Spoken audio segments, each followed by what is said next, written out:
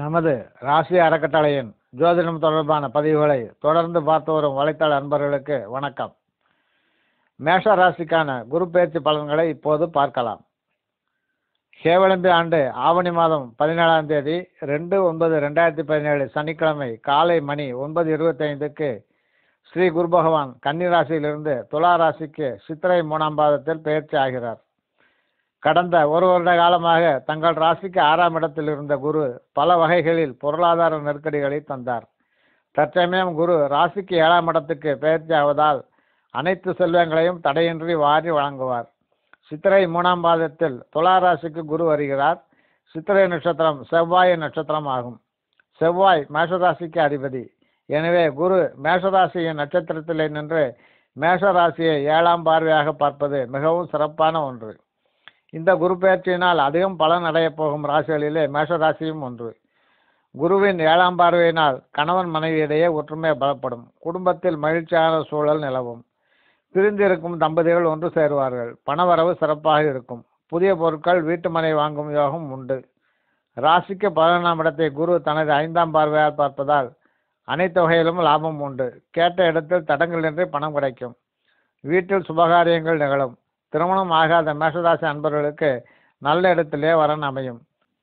குரு தனது 9ஆம் பார்வையாக ராசிக்கு 3ஆம் இடத்தை பார்ப்பதால் தங்கள் மன வலிமை கூடும். தைரியமான செயல்பாடுகளால் தொழில்துறைகளில் சாதனை செய்வீர்கள்.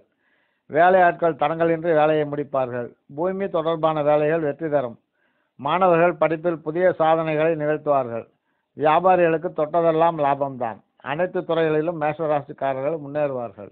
ஆனால் இந்த முறை குரு பகவான் ஓராண்டு காலம் கடக்க வேண்டிய துலா ராசியை ஓவர் ஸ்பீடு எடுத்து 5.5 மாதங்களிலேயே கடந்து மாசி மாதம் 2ஆம் தேதி அன்று விருச்சிக ராசிக்கு சென்று விடுகிறார். பிறகு வேகம் குறைந்து சுமார் 2 மாதங்கள் கழித்து பங்குனி 28ஆம் தேதி புதன்கிழமை அன்று துலா ராசிக்கே வந்து விடுகிறார். இது தங்கள் ராசிக்கு 8ஆம் இடமாகும். எனவே வண்டி வாகனங்களில் செல்பவர்கள் வேகத்தை குறைத்துக் கொள்வது நல்லது. குரு வேகமாக போகட்டும், நாம் மெதுவாகவே போகலாம். குருவின் இந்த வேகம் ஜோதிடத்தில் அதிசாரம் எனப்படும். கவலை வேண்டாம். குருவின் இந்த அதிசார வேகம் குறைந்து மீண்டும் துலா ராசிக்கு வந்து விடுகிறார்.